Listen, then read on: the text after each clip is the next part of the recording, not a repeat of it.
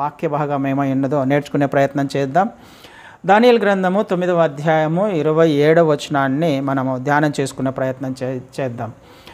ఈ విషయాలు మనకు తెలుసు. ఎక్కడి నుంచి 24, 25, 26, 27 వచనాలను మనము ఒకసారి చూసినప్పుడు ఇది గతంలో జరిగిన విషయాల గురించి, అదేవిధంగా భవిష్యత్తులో జరగబోయే విషయాల గురించి దేవుడు దానియేలు గారికి వివరంగా చెప్పే ప్రయత్నం చేస్తున్నాడు. ప్రార్థన చేసినప్పుడు తన దూతను పంపించి అక్కడ ఒక దర్శనాన్ని లేకపోతే జరగబోయే విషయాలను చెప్తూ వస్తున్నాడు అనే విషయాన్ని మనం నేర్చుకున్నాం.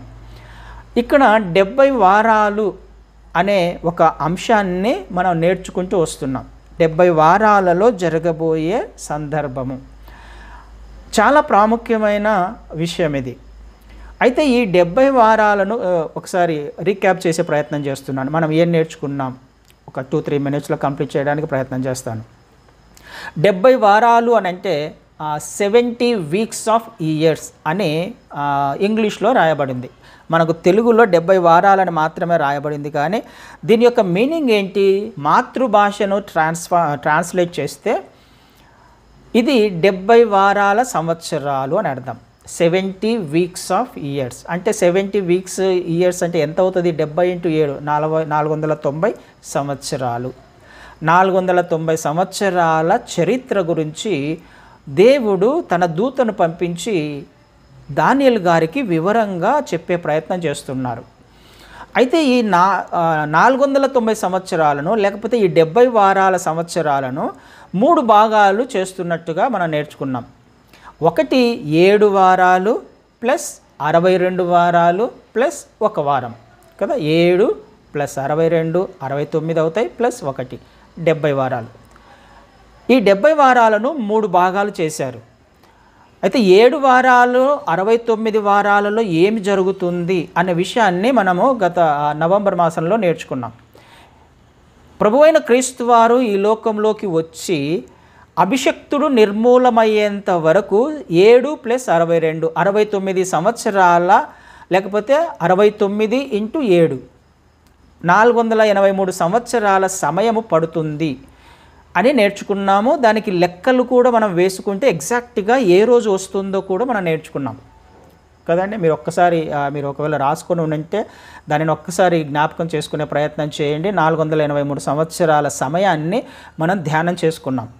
7 సంవత్సరాలు ప్లస్ 62 సంవత్సరాలు 69 సంవత్సరాల చరిత్రను మనం నేర్చుకున్నాం. ఇది గడిచిపోయినది. 69 సంవత్సరాల చరిత్ర గడిచిపోయింది. అభిషక్తుడు వచ్చేంత వరకు జరిగిన సంఘటనలను మనం నేర్చుకున్నాం కదా. ఎక్కడ 25వ వచనంలో చూస్తే యెరూషలేమును మరలా కట్టించవచ్చునని ఆజ్ఞ బయలుదేరిన సమయం మొదలుకొని అభిషక్తుడగు అధిపతి వచ్చు వరకు 7 వారములు పట్టునని స్పష్టంగా గ్రహించుము. 62 వారములు తొందరగల సమయములందు పట్టణము రాజవీధులు కందకములు మరలా కట్టబడును కదా. అభిషక్తుడు అధిపతి వచ్చేంత వరకు అంటే ఈ విషయాలన్నీ పట్టణము ఏది యెరూషలేము పట్టణము రాజవీధులు ఇవన్నీ కట్టించబడేంత వరకు అభిషక్తుడు వచ్చేంత వరకు సమయము 7 + 62 వారాలు పడుతుంది అని రాయబడింది. 26వ వచనంలో ఈ 62 వారములు జరిగిన పిమ్మట ఏమీ లేకుండా అభిషక్తుడు నిర్మూలము చేయబడును. అభిషక్తుడు నిర్మూలము చేయబడును. అభిషక్తుడు అని అంటే క్రీస్తువారు. ఆయన నిర్మూలం చేయబడును అంటే ఆయన మరణిస్తాడు. ఎప్పటి వరకు మనం నేర్చుకున్నాము?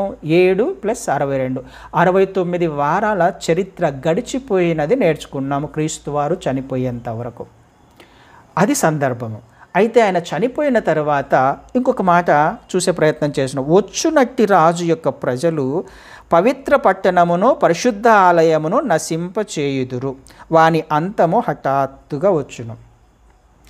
ఆయన చనిపోయిన తర్వాత క్రీస్తువారు చనిపోయిన తర్వాత ఒక రాజు వస్తాడు. ఈ రాజు ఏం చేస్తాడు? పవిత్ర పట్టణమును పరిశుద్ధ ఆలయమును నశింపచేస్తాడు. అంటే కట్టబడిన ఆ యెరూషలేము పట్టణము, అదేవిధంగా మందిరము ఇప్పుడు ఎన్నో మందిరం అవుతుంది? ఇప్పుడు ఇది 2వ మందిరం కదా. సొలొమోను గారు మొదటి మందిరాన్ని కట్టించారు. సొలొమోను గారు మందిరాన్ని కట్టించిన తర్వాత బబులోను రాజు వచ్చి ఈ మందిరాన్ని కూలగొట్టి అందరినీ చెరలోకి తీసుకువెళ్తాడు. మొదటి మందిరము సొలొమోను రాజు కట్టించాడు. మొదటి మందిరము బబులోను రాజు నెబుకద్నెజరు కూల్చివేశాడు. ఇది మొదటి మందిరానికి సంబంధించి. చెరలో నుంచి విడిపించబడిన తర్వాత జెరుబ్బాబెలు నాయకత్వంలో, హగ్గైను కూడా చూసాం కదా, జెరుబ్బాబెలు నాయకత్వంలో, అదేవిధంగా ఎజ్రా నాయకత్వంలో, లేకపోతే నెహమ్యా గారి నాయకత్వంలో, వీరందరి నాయకత్వంలో కూడా ఏం జరుగుతుంది? మందిరము కట్టబడుతుంది. 70 సంవత్సరాల కాలం అయిపోయిన తర్వాత మందిరము, అదేవిధంగా కందక అవి పట్టణము కూడా మొత్తము కట్టబడుతుంది. అది కట్టబడింది. రెండవ మందిరము కూడా కట్టబడింది. తర్వాత వచ్చునట్టి రాజు ఏం చేస్తున్నాడు? ఇప్పుడు పవిత్ర పట్టణమును, పరిశుద్ధాలయమును నశింపజేస్తున్నాడు. ఈ వచ్చునట్టి రాజు ఎవరు? టైటస్ చక్రవర్తి, రోమా చక్రవర్తి. రోమ సామ్రాజ్యంలో టైటస్ అనే రాజు వచ్చి క్రీస్తు శకము 70లో కంప్లీట్గా ఈ రెండవ మందిరాన్ని కూల్చివేస్తాడు. రాయి మీద రాయి లేకుండా, క్రీస్తు వారు చెప్తారు కదా, రాయి మీద రాయి లేకుండా అది కూల్చివేయబడుతుంది. అదేవిధంగా పట్టణం అంతా కూడా నాశనం చేయబడుతుంది. ఈ వచ్చునట్టి రాజు దీనిని అంతనే నాశనం చేశాడు. అంటే రెండవ మందిరము కూడా ఇప్పుడు ఏమైపోయింది? కూల్చివేయబడింది. రెండవ మందిరం, క్రీస్తు వారు చనిపోయారు, అభిషక్తుడు నిర్మూలం చేయబడ్డాడు, రెండవ మందిరం కూడా కూల్చివేయబడింది. ఇక్కడి వరకు మనకు తెలుసు. ఇది నేర్చుకునే ప్రయత్నం చేశాం. అది స్టోరీ జరిగిపోయింది. ఇప్పుడు 27వ వచనాన్ని మనం ధ్యానం చేసుకునే ప్రయత్నం చేద్దాం. అతడు ఒక వారము వరకు అనేకులకు నిబంధనను స్థిరపరచును, అర్ధవారమునకు బలిని నైవేద్యమును నిలిపివేయును. హేయమైనది నిలుచు వరకు నాశనము చేయువాడు వచ్చును, నాశనము చేయువానికి రావలనని నిర్ణయించిన నాశనము ముగించు వరకు ఇలాగున జరుగును. 62 7 వారాలు కంప్లీట్ అయిపోయింది. ఇక 70 వారాలలో ఎన్ని వారాలు మిగిలినాయి? 1 వారం మిగిలింది కదా. అది 27వ వచనంలో, ఒక వారమునకు అనేకులకు నిబంధనను స్థిరపరచును. అతడు అని రాయబడింది. అతడు ఒక వారమునకు నిబంధనను స్థిరపరచును. ఎవరు ఈ అతడు? పైన రాయబడిన ఆ వ్యక్తినేనా? 26వ వచనంలో ఎవరు రాయబడ్డారు? టైటస్ గురించి రాయబడింది కదా. 26వ వచనంలో ఒక వ్యక్తి, రాజు వస్తాడు, మొత్తం నిర్మూలన చేస్తాడు. కానీ అతను ఆల్రెడీ చనిపోయాడు. క్రీస్తు వారు వచ్చిపోయిన తర్వాత 70లో జరిగిన తర్వాత 70 నుంచి ఆ వ్యక్తి లేడు కదా. మనం చివరిలో 7వ వారం గురించి చివరి వారం గురించి నేర్చుకునే ప్రయత్నం చేస్తున్నాం. కానీ ఇక్కడ రాయబడిన అతడు ఎవరు అని అంటే ఇంకొక అతడు. ఈ అతడు ఎవరు అనేది ఈ ఒక వారాన్ని మనం ధ్యానం చేసుకుంటే ఆ అతడు ఎవరో మనకు అర్థమవుతుంది కదా. ఈ అతని గురించి మనము చాలా జాగ్రత్తగా నేర్చుకోవాలి. ఎవరు ఈ అతడు? ఇది మనకు సంబంధించిన విషయం ఇది. అయితే అతని గురించి నేర్చుకుందాం. ఈ వారంలో ఏం జరుగుతుందో అనే విషయాలు మనకు అర్థమైనప్పుడు, నేర్చుకునే ప్రయత్నం చేసినప్పుడు ఈ అతడు ఎవరో బయటకు వస్తాడు. అయితే అతడు ఏం చేస్తాడంట? ఒక వారం వరకు అనేకులకు నిబంధనను స్థిరపరచును. అతడు వచ్చి చేసే పని ఒక నిబంధన ఏదో జరుగుతుంది అనే విషయం అక్కడ అర్థమవుతుంది. ఒక నిబంధనను స్థిరపరుస్తాడు. అది ఏంటిదో నేర్చుకుందాం. రెండవదిగా, అర్ధవారమునకు బలిని నైవేద్యమును నిలిపివేయును. ఏం చేస్తాడు వచ్చి అతడు? అర్ధవారమునకు, ఒక వారంలో జరగబోయే సంఘటనల గురించి నేర్చుకుంటున్నాము. ఇది చాలా జాగ్రత్తగా వినండి. చివరి వారము 70వ వారం గురించి నేర్చుకుంటున్నాం. ఈ 70 వారములలో అర్ధవారమునకు నైవేద్యాలను బలిని నిలిపివేస్తాడు అని రాయబడింది కదా. అర్ధవారమునకు బలిని నైవేద్యమును నిలిపివేయను. బలి నైవేద్యాలు ఎక్కడ జరుగుతాయి? ఎక్కడ అర్పిస్తారు? బలిని ఎక్కడ అర్పిస్తారు? నైవేద్యాలను ఎక్కడ అర్పిస్తారు? మందిరంలోనేగా. ఈ బలి అర్పించేది మందిరంలోనే, నైవేద్యాలు అర్పించేది ఆ మందిరంలోనే, ఆరాధన జరిగేది మందిరంలోనే కదా. మందిరంలో ఈ బలి నైవేద్యాలు జరుగుతాయి. అయితే ఇందాక నేను పైన చెప్పబడినట్టుగా టైటస్ రాజు వచ్చేసి, రోమా చక్రవర్తి వచ్చేసి కంప్లీట్గా మందిరాన్ని నాశనం చేశాడు, పట్టణాన్ని నాశనం చేశాడు కదా. నాశనం అయిపోయింది. ఇప్పుడు మరి మందిరం ఉందా అక్కడ? 26వ వచనం తర్వాత 27వ వచనం వెంటనే రాయబడింది కదా. 27వ వచనంలో ఒక వారం గురించి రాయబడింది. అయితే ఈ వారంలో ఏం జరుగుతుంది? ఈ వారాన్ని కూడా 2 భాగాలు చేశాం. ఆ వచనాన్ని చదివితే మనకు 2 భాగాలు చేయబడ్డాయి అని అర్థమవుతుంది. ఎన్ని భాగాలు చేశారు? 2. ఏంటది? అర్ధవారమునకు అని రాయబడింది. అంటే అర్థం ఏంటి? అర్ధవారమునకు ఏదో ఒక సందర్భం జరిగింది. అర్ధవారం అనగానే ఇంకొకటి ఏమవుతుంది? ఇంకొక అర్ధవారం ఉంది అని అర్థం కదా. 2 అర్ధవారాలు అంటే 3.5 రోజు 3.5 రోజు కదా. అంటే 3.5 సంవత్సరము ఈ 2 సపరేట్ చేయబడ్డాయి. ఒక వారము 3.5 సంవత్సరాలుగా డివైడ్ చేయబడ్డాయి అన్న విషయం మనకు అర్థమవుతుంది ఈ వచనం ప్రకారం. ఈ అర్ధవారమునకు ఒక విషయం జరగబోతుంది. ఆ అర్ధవారము అంటే మిడ్స్ట్ ఆఫ్ ద వీక్ అని రాయబడింది ఇంగ్లీష్లో. అంటే మధ్యలో 3.5 సంవత్సరాల సమయంలో నైవేద్యము బలి ఆగిపోతుంది. ఎక్కడ? మందిరంలో. అంటే అర్థం ఏమవుతుంది మనకు? మందిరము కట్టబడిన తర్వాతనే ఇది జరుగుతుందని కదా అర్థం. బలి నైవేద్యము ఆగిపోతుంది, నిలిపివేస్తున్నాడు అంటే అర్థం ఏంటి? మందిరము కట్టబడాలి, పట్టణము కట్టబడాలి, కట్టబడిన తర్వాత బలులు అర్పిస్తూ ఉండాలి. బలులు అనేది సాంప్రదాయబద్ధంగా జరుగుతూ ఉండాలి, దేవునికి ఆరాధన జరుగుతూ ఉండాలి. జరుగుతూ ఉన్నప్పుడు ఈ 3.5 సంవత్సరాల సమయం వచ్చినప్పుడు ఆపివేస్తాడు వాడు. ఆ వ్యక్తి వచ్చి ఆపివేస్తాడు. అంతే కదా దీని అర్థం. కానీ 26వ వచనంకి వచ్చేసరికి మాత్రం అక్కడ ఏ మందిరం లేదు, పట్టణం లేదు. 27వ వచనం వచ్చేసరికి మందిరం కనపడుతుంది అక్కడ. ఇది మనకు అర్థం కావాలి. ఏంటిది 26వ వచనానికి 27వ వచనానికి మధ్య జరిగిన సందర్భం ఏంటి? సంఘటన ఏంటి? ఈ విషయము చాలా జాగ్రత్తగా నేర్చుకుంటే మనం ఎక్కడ ఉన్నాం అనేది అర్థమవుతుంది కదా. 26వ వచనం వరకు గతంలో జరిగిన విషయాలు ఇవన్నీ మనము ప్రత్యక్షంగా చరిత్రలో గమనిస్తే చూస్తాము కూడా కదా. అన్నీ నెరవేర్పు దిశగా జరిగినాయి. 69 వారాలు నెరవేర్చబడ్డాయి. ఇంక 1 వారము మిగిలింది. ఈ 1 వారంలో ఏం జరగబోతుంది? ఈ 1 వారము ఎప్పటి నుంచి మొదలవుతుంది? ఈ విషయాలు మనకు అర్థం కావాలి కదండి. నైవేద్యం ఆగిపోతుంది అని అంటే దానికంటే ముందుగానే మందిరము కన్స్ట్రక్షన్ జరగాలి. ఇది 3వ మందిరం గురించిన ఎక్స్ప్లెనేషన్. ఇది 3వ మందిర నిర్మాణం జరగాలి. 3వ మందిర నిర్మాణం జరిగినప్పుడు ఆరాధనలు జరుగుతూ ఉండాలి. ఆరాధనలు జరుగుతూ ఉన్నప్పుడు మొదలైన ఆ మందిర నిర్మాణం మొదలైన తర్వాత ఆరాధనలు మొదలైన 3.5 సంవత్సరాలకు ఆరాధన ఆగిపోతుంది. ఆగిపోయినప్పుడు జరిగే సందర్భం ఏంటి అని అంటే తర్వాత ఏమని రాయబడింది 27వ వచనంలో? అర్ధవారమునకు బలిని నైవేద్యమును నిలిపివేయును, హేయమైనది నిలుచు వరకు నాశనము చేయువాడు వచ్చును, నాశనము చేయువానికి రావాలనని నిర్ణయించిన నాశనము ముగించు వరకు ఇలాగు జరుగును. 3.5 సంవత్సరాలు అయినప్పుడు ఒక సందర్భం జరగబోతుంది. ఏం జరగబోతుంది? హేయమైన వస్తువు ఒకటి నిలుస్తుంది అని రాయబడింది కదా. హేయమైన వస్తువు ఒకటి నిలుస్తుంది. ఈ విషయము హేయమైన వస్తువు నిలుస్తుంది అనే దాన్ని మనకు మత్తయి సువార్తలో 24వ అధ్యాయంలో క్రీస్తు వారు కూడా ప్రస్తావిస్తారు. మత్తయి సువార్త 24వ అధ్యాయంలో 24వ అధ్యాయము 15వ వచనాన్ని ఒకసారి చదువుతాను. మత్తయి సువార్త 24:15. కాబట్టి ప్రవక్త అయిన దానియేలు ద్వారా చెప్పబడిన నాశనకరమైన హేయ వస్తువు పరిశుద్ధ స్థలమందు నిలుచుట మీరు చూడగానే. ఎప్పుడు జరుగుతుంది ఇది?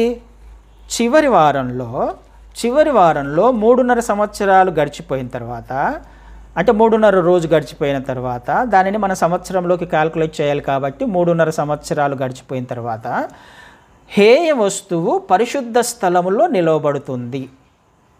ఇది మనకు అర్థం కావాలి. ఇది ఒక మైండ్లో పెట్టుకొని తర్వాత డీటెయిల్గా మనం నేర్చుకోవడానికి ప్రయత్నం చేద్దాం. 3.5 సంవత్సరాలలో హేయ వస్తువు వచ్చేసి అక్కడ నిలవబడుతుంది. ఎక్కడ? పరిశుద్ధ స్థలంలో. అది జ్ఞాపకం పెట్టుకొని దాని తర్వాత ఏం జరుగుతుంది చూడగానే గ్రహించువాడు అనే తర్వాత 15, 16, 17 వచనాలలో భయంకరమైన సందర్భాలు మనం చూస్తాం అక్కడ. తర్వాత మనం దానియేలు గ్రంథంకి వద్దాం, దాన్ని తర్వాత నేర్చుకుందాం. దానియేలు గ్రంథానికి వద్దాం. హేయమైనది నిలుచు వరకు నాశనము చేయువాడు వచ్చును, నాశనము చేయువానికి రావాలనని నిర్ణయించిన నాశనము ముగించు వరకు ఇలాగూ జరుగును. అయితే వీడు వచ్చినవాడు, ఆ హేయ వస్తువును నిలబెట్టినవాడు ఎవరు? అతడు. ఈ అతడు ఎవరో నేర్చుకునే ప్రయత్నం చేద్దాం తర్వాత. అయితే వీడు ఏం చేస్తాడంటే వచ్చిన ఈ అతడు నాశనం చేయడానికి అతడు వచ్చాడు అని అర్థమవుతుంది కదా. అతడు వచ్చి నాశనం చేస్తాడు. అందరినీ నాశనం చేస్తాడు. ఎప్పటి వరకు జరుగుతుంది ఈ నాశనము? నాశనము చేయువాని నాశనము జరిగేంత వరకు, వాడు కూడా నశించిపోయేంత వరకు ఈ నాశనం జరుగుతూనే ఉంటుంది కదా. అంటే అర్థమవుతుందా? నాశనము చేయువాడు వచ్చును, నాశనము చేయువానికి రావాలనని నిర్ణయించిన నాశనము వచ్చు వరకు ఇది జరుగుతుంది. వాడికి కూడా ఒక నాశనము నిర్ణయించబడింది.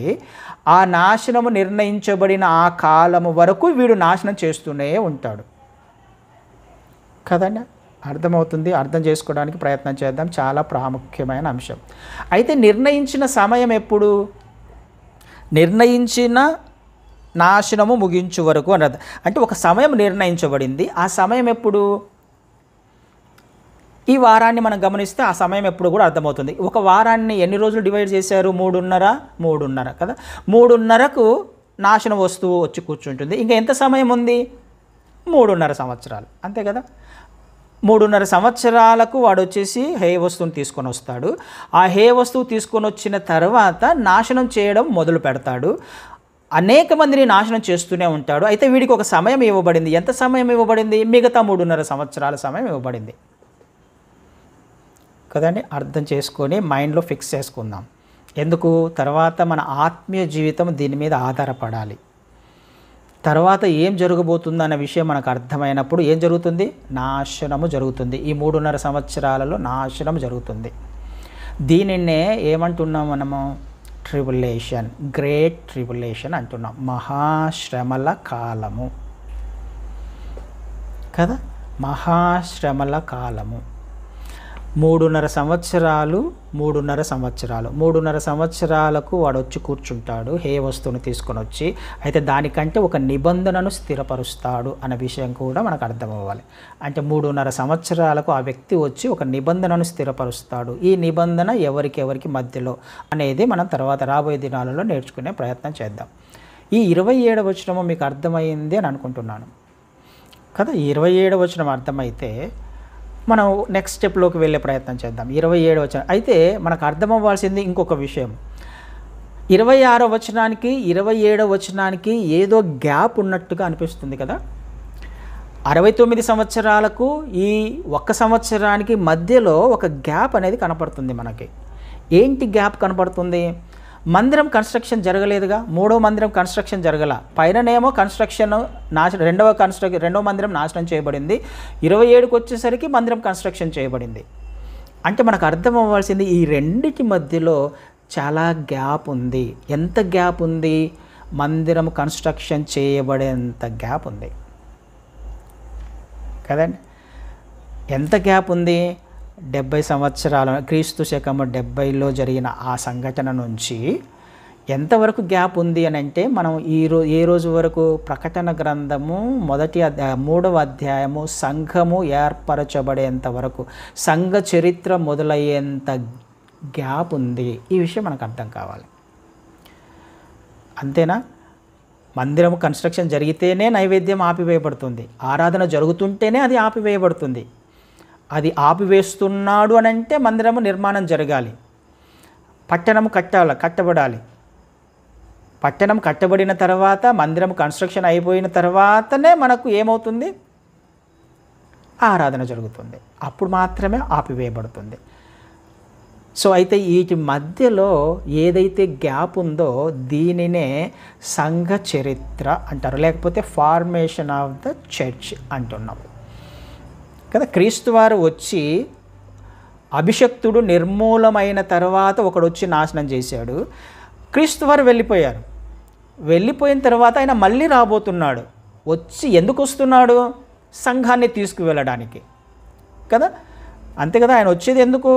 సంఘాన్ని తీసుకుని వెళ్ళి ఈ సంఘముతో వచ్చి ఆయన 1000 సంవత్సరాలు పరిపాలన చేయడానికి. మరి ఈ సంఘం ఎక్కడుంది ఇప్పుడు?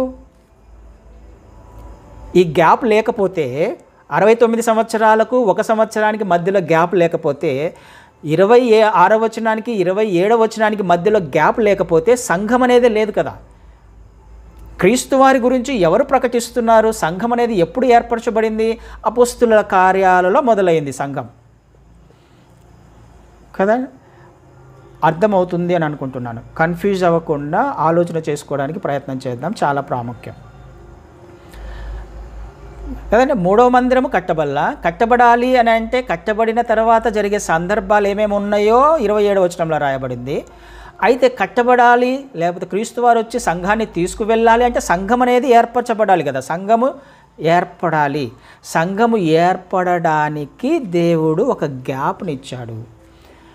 ఆయన వచ్చింది ఎందుకు? క్రీస్తు వారు ఈ లోకంలోకి వచ్చింది ఎందుకు?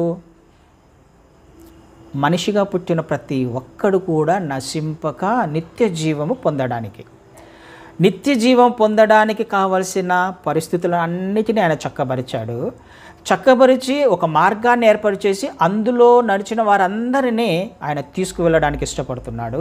అయితే ఆయన తీసుకువెళ్ళాలి అని అంటే ఇక్కడ ఆయనను నమ్మే వాళ్ళు కావాలిగా, విశ్వసించే వాళ్ళు కావాలిగా, సత్యమును తెలుసుకునే వాళ్ళు కావాలి కదా, సంఘము ఏర్పడాలి కదా. ఆ సంఘ చరిత్రనే మనము ఈ గ్యాప్ను ఫిల్ చేస్తుంది. సంఘ చరిత్ర మాత్రమే ఈ గ్యాప్ను ఫిల్ చేస్తుంది. సంఘము ఏర్పడిన తర్వాత ఆయన రాబోతున్నాడు. మందిరము కట్టిన తర్వాత అతడు అనే వ్యక్తి 3.5 సంవత్సరాలకు బలిని ఆపివేస్తున్నాడు కదండి. అందుకనే మనకి రోమీలకు రాసిన పత్రికలో ఒక మాట, లేదా మత్తయి సువార్తలోనే ఒక్కసారి మళ్ళొకసారి మత్తయి సువార్త 24వ అధ్యాయము 14వ వచనాన్ని చదువుతాను.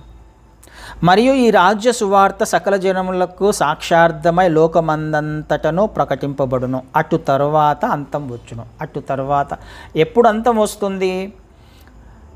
సకల జనులు రక్షించబడడానికి సువార్త ప్రకటించబడాలి. సువార్త ప్రకటించబడిన తరువాతనే అంతం వస్తుంది. అది ఇంతకుముందు కూడా ఒక వాక్యాన్ని చూపించాను మీకు. రోమీలకు రాసిన పత్రిక 11వ అధ్యాయంలో, రోమీలకు రాసిన పత్రిక 11వ అధ్యాయము 25వ వచనాన్ని చదువుతాను నేను. రోమీలకు రాసిన పత్రిక 11వ అధ్యాయం 25వ వచనంలో, సహోదరులారా మీ దృష్టికి మీరే బుద్ధిమంతులమని అనుకొనకుండునట్లు ఈ మర్మము మీరు తెలుసుకొని కోరుచున్నాను. అదేమనగా అన్యజనుల ప్రవేశము సంపూర్ణమగు వరకు ఇజ్రాయేలునకు కఠిన మనస్సు కొంత మట్టుకు కలిగెను. వారు ప్రవేశించినప్పుడు విమోచకుడు సియోనులో నుండి వచ్చి యాకోబులో నుండి భక్తిహీనతను తొలగించును. నేను వారి పాపములను పరిహరించినప్పుడు నా వలన వారికి కలుగు నిబంధన ఇదే అని వ్రాయబడినట్టు ఇజ్రాయేలు జనులందరూ రక్షించబడుదురు. ఈ ఒక వారాన్ని దేవుడు ఎందుకు ఏర్పాటు చేశాడు అని అంటే, ఈ ఒక వారంలో ఇజ్రాయేలీ జనాంగం అంతా కూడా రక్షించబడాలి కదా. ఇందాక చదవబడినట్టుగా 25వ వచనంలో అన్యజనులందరూ కూడా లెక్క సంపూర్తి చేయబడుతుంది. క్రీస్తు వారు ఈ లోకంలోకి వచ్చారు, ఆయన వెళ్ళిపోయారనే సువార్త ప్రకటించబడిన తర్వాత అన్యజనులమైన మనమందరం కూడా ఆయనను విశ్వసించి దేవుని ఇజ్రాయేలుగా మార్చబడ్డాము. సువార్త ప్రకటించబడిన తర్వాత మన అందరి లెక్క సంపూర్తి చేయబడిన తర్వాత అప్పుడు ఈ ప్రాసెస్ జరుగుతున్నప్పుడు ఒక విషయం జరుగుతుంది. అక్కడ ఏం జరుగుతుంది? ఇజ్రాయేలుకు కఠిన మనస్సు కొంతవరకు కలిగిన, అంటే అంతవరకు క్రీస్తు వారిని ఇంకా ఇజ్రాయేలులు అంగీకరించలేకపోతున్నారు కదా. అందరూ అంగీకరించలేకపోతున్నారు. యూదులు యెరూషలేములో అందరూ క్రీస్తు వారిని అంగీకరించిన వాళ్ళు కాదు. ఆయన చరిత్ర ఉన్నప్పటికీ, ఆయన పుట్టుక ఉన్నప్పటికీ, సమస్తం అక్కడ జరుగుతున్నప్పటికీ, తెలుసుకుంటున్నప్పటికీ వారి యొక్క హృదయము అంగీకరించడానికి ఇష్టపడట్లా. అయితే ఈ ప్రాసెస్ జరుగుతున్న ఈ సందర్భంలో అన్యజనులందరూ కూడా విశ్వాసంలోకి వచ్చేస్తున్నారు. అన్యజనులందరూ కూడా రక్షణలోకి నడిపించబడుతున్నారు. అన్యజనులందరికీ కూడా సువార్త ప్రకటించబడుతుంది. ఏ ఒక్కరూ నశించిపోవటం దేవుని చిత్తం కాదు. అందరికీ సువార్త ప్రకటించబడిన తర్వాత అంతం వస్తుంది. అయితే ఈ అంతం వచ్చే లోపల క్రీస్తు వారి యొక్క ఉద్దేశం ఏంటి? ఇజ్రాయేలీలు కూడా రక్షించబడాలి. అంటే ఈ ఒక్క వారాన్ని పర్టికులర్గా దేవాది దేవుడు ఇజ్రాయేలీల కొరకు నిర్ణయించబడింది. ఈ ఒక వారం అనేది ఆయన వాళ్లకు నియమించబడ్డాడు. ఎందుకు? ఇందాక చూసాం అదే కదా, 11వ చివరిలో 11వ అధ్యాయం చివరిలో ఇజ్రాయేలు జనులందరూ రక్షించబడుదురు. సియోనులో నుండి విమోచకుడు వచ్చి వాళ్ళందరినీ, వారి యొక్క హృదయాన్ని, వారి యొక్క కాఠిన్యతను తీసివేసి వాళ్ళందరినీ కూడా రక్షించుకోవడానికి ఆయన ఇష్టపడుతున్నారు. ఏ ఒక్కరు కూడా నశించిపోవడము ఆయన చిత్తము కానే కాదు. సో ఇజ్రాయేలీయులందరూ కూడా రక్షించబడాలి. ఇది మనకు అర్థం కావాలి. ఇంకా డీటెయిల్గా మనం తర్వాత నేర్చుకునే ప్రయత్నం చేద్దాం. అయితే ఇక్కడ జరుగుతున్న విషయం ఏంటి? సంఘ చరిత్ర అనేది మనకు అర్థం కావాలి. ఈ సంఘము ఏర్పరచబడిన తర్వాత ఆయన వచ్చి సంఘాన్ని తీసుకువెళ్తాడు. అయితే ఈ 7 వారాలు ఎప్పటి నుంచి మొదలవుతాయి అనే విషయం మనకు అర్థం కావాలి. ఇది కూడా మనము నేర్చుకునే ప్రయత్నం చేద్దాం తర్వాత వచ్చే దినాలలో. అర్థమవుతుంది అని అనుకుంటా. అర్థమైంది అనుకో, కన్ఫ్యూజ్గా ఉన్నా కానీ క్లారిటీగానే మనం ఒక్కసారి చదివితే మనకు అర్థమవుతుంది కదా. 3.5 సంవత్సరాలు ఈ సంఘ చరిత్ర. ఎందుకు దేవుడు ఈ గ్యాప్ ఇచ్చాడు? 69 వారాలకు 70 వారాలకు మధ్యలో ఏం జరుగుతుంది అని అంటే సంఘము స్థాపించబడుతుంది. అపోస్తుల కార్యాలలో నుంచి ప్రకటన గ్రంథము 3వ అధ్యాయంలో ఏం రాయబడింది? 3వ అధ్యాయంలో 2వ అధ్యాయం నుంచి కూడా 3 అధ్యాయాల వరకు ఏముంది అక్కడ? 7 సంఘాల గురించి రాయబడింది కదా. సంఘ చరిత్ర అక్కడితో ముగించబడుతుంది, సంఘము స్థాపించబడుతుంది. అక్కడి నుంచి తర్వాత జరగబోయే దినాలు మనకు అర్థం కావాలి. ఈ 7 సంవత్సరాలలో ఏమే విషయాలు జరగబోతున్నాయి, మొదటి 3.5 సంవత్సరాలలో ఏం జరగబోతుంది, తర్వాత 3.5 సంవత్సరాలలో ఏం జరగబోతుంది అనే విషయం మనకు అర్థం కావాలి. అది మనము డీటెయిల్గా వచ్చే వారం నుంచి నేర్చుకునే ప్రయత్నం చేద్దాం. అయితే ఈ సంఘము స్థాపించబడడం అనేది ఏంటో మనం చూసాము. తర్వాత మత్తయి సువార్తలో కొన్ని విషయాలు రాపించాడు. 24వ అధ్యాయంలో దేవుడు ఎప్పుడు వస్తాడు అంటే కొన్ని సూచనలు రాయబడ్డాయి. అంజురపు చెట్టు చిగురిస్తుంది, లోతు దినాలు, నోవహు దినాలు, ఇవన్నీ రాయబడ్డాయి. వీటన్నిటి గురించి కూడా నేను ఇంతకుముందు మీకు ఎక్స్ప్లెయిన్ చేశాను. అంజురపు చెట్టు చిగురిస్తుంది అని అంటే అర్థం ఏంటి? ఆ రోజు 70లో ఎవరైతే అందరూ చెల్లాచెదురైపోయారో, ప్రపంచవ్యాప్తంగా అందరూ చెదిరిపోయారో, వీళ్ళందరూ కూడా తిరిగి ఒక చోటుకు వస్తున్నారు. తిరిగి యెరూషలేముకి వెళ్ళిపోయి 1948లో మే 14న యెరూషలేము మళ్ళీ తిరిగి ఒక స్వతంత్ర దేశంగా స్థాపించబడింది. సో ఈ విషయాలన్నీ కూడా మీకు చెప్పాను. ఈ సంఘము స్థాపించబడడానికి ఆనాడున్న శిష్యులందరూ ఎంతమంది అయితే 12 మంది ఉన్నారో వీళ్ళందరూ కూడా ప్రపంచం మొత్తము కూడా విస్తరించి తిరుగుతూ దేవుడు ఆజ్ఞాపించాడు కదా, మీరు సర్వలోకమునకు వెళ్ళి సర్వసృష్టికి సువార్తను ప్రకటించండి. ఇది నెరవేర్చబడడానికే. ఇది నెరవేర్చబడితేనే సంఘం స్థాపించబడుతుంది. ఇది నెరవేర్చబడిన తర్వాతనే 70వ వారం మొదలవుతుంది. 70వ వారం ఇంకా మొదలవ్వాలా? 70వ వారం మొదలవ్వాలి అని అంటే ఈ సంఘం మొత్తం స్థాపించబడాలి, అందరికీ సువార్త ప్రకటించబడాలి, అందరూ క్రీస్తు వారిని అంగీకరించాలి. అందరికీ అంగీకరించడం అంగీకరించకపోవడం తర్వాత విషయం, కానీ సువార్త అయితే ప్రకటించబడాలి. అంగీకరించిన వారిని ఆయన వచ్చి తీసుకుని వెళ్తాడు. దేవుని మహాకనికరం వలన తోమ గారు ఇండియాకు వచ్చారు. ఆయన ద్వారా సువార్త ఇండియాలో ప్రకటించబడింది. ఆ సువార్త వలన నీవు నేను మనము రక్షించబడ్డాం. హల్లెలూయా! ఎంత గొప్ప ధన్యత దేవుడు మనకిచ్చాడు. ఆ విధంగానే మిగతా శిష్యులందరూ ప్రపంచవ్యాప్తంగా వాళ్ళందరూ వెళ్ళిపోయారు. అక్కడ సువార్త ప్రకటించబడుతుంది, అక్కడ వాళ్ళు కూడా రక్షించబడుతున్నారు. ఈ అన్యజనుల లెక్క సంపూర్తి చేయబడాలి.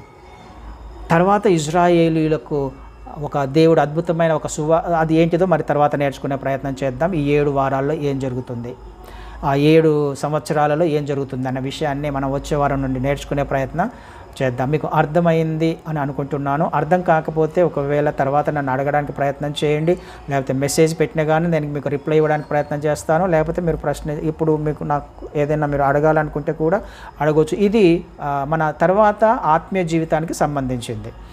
సో ఇవన్నీ జరిగినవి కదా, ఇవన్నీ జరిగిన సంఘటనలే, ఇవన్నీ మనం చూస్తున్నాం. మరి 7వ వారం కూడా 70వ వారం కూడా జరగకుండా ఉంటుందా? ఖచ్చితంగా జరుగుతుంది. మరి ఈ 70వ వారంలోనే నువ్వు నేను మనము సిద్ధపడాలి. ఈ 7వ వారంలో ఈ 70వ వారంలో జరిగే సంఘటనలే మనకి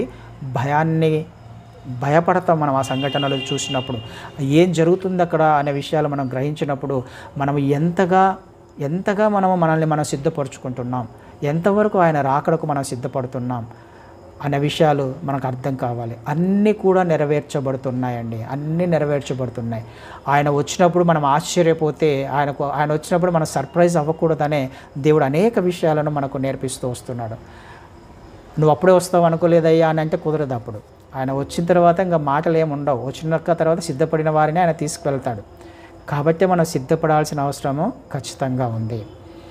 సో ఇది నేర్చుకొని వచ్చే వారం నుంచి దీని నుంచి మనం ప్రకటన గ్రంథంలోకి వెళ్ళే ప్రయత్నం చేద్దాం.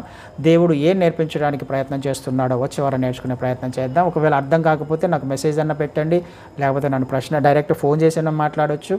సో ఈ విషయాలు మీకు అర్థమై ఉంటే నాకు తర్వాత విషయాలు మనకు అర్థం చేసుకోవడానికి అవకాశం ఉంది. హల్లెలూయా.